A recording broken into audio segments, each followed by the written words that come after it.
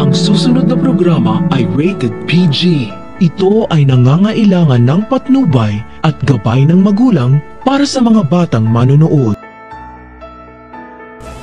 Nagulat na lang si Lynette nang sabihin sa kanya ni Doc Katie na pupunta sila sa bahay nila ni Carlos para mag-dinner dahil inimbitahan pala ni Carlos ang mga kaibigan niya.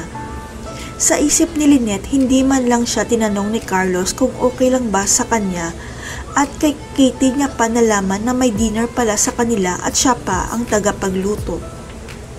Kung hindi pa tinanong ni Lynette si Carlos tungkol sa dinner, wala pa yatang balak si Carlos na ipaalam sa kanya at magkakandara pa siya sa pagluto kung hindi siya nagtanong. Ayon kay Carlos, pinagyabang niya sa mga kaibigan niya na magaling magluto si Lynette kaya pupunta daw mga friends at boss niya para matikman ang luto ng asawa niya. Gusto sanang papuntahin ni Lynette si Annalyn kaya lang nakipagkita ito sa lolo niya. Ang hindi alam ni Lynette, masaya si Carlos dahil hindi makakapunta si Annalyn. Abot langit ang pasasalamat ni Lynette dahil nag-alok si Doc Katie na tulungan siyang magluto na hindi niya akalain na magagalit pala si Carlos dahil sa pagtulong ni Katie. Ang akala ni Lynette okay lang na mag-imbita ng kaibigan niya sa bahay nila ni Carlos na hindi nagpapaalam sa kanya tapos magagalit pala si Carlos dahil nag-imbita siya.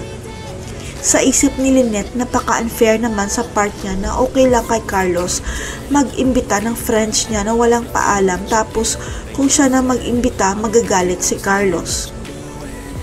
Pero dahil mabait si Lynette at iniintindi si Carlos kahit parang bata ang isip nito at makitid ang utak, nagsorry na lang siya para hindi na sila mag-away mag-asawa.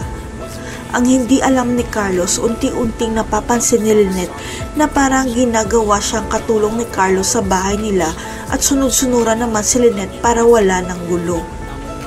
Ang hindi alam ni Lynette, matapos ang kasal nila ni Carlos, pinaalis ni Carlos ang katulong niya para si Lynette lang ang magsisilbi sa kanya at walang saksi kung mananakit siya kay Lynette.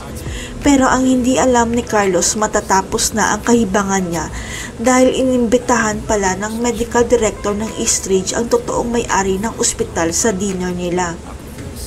Kaya nang malaman ng may-ari ng ospital na si Lynette ang nagluto at nag-asikaso ng dinner, kinumpronta nito si Carlos at sinabing inaalipin mo pala ang anak kong si Lynette.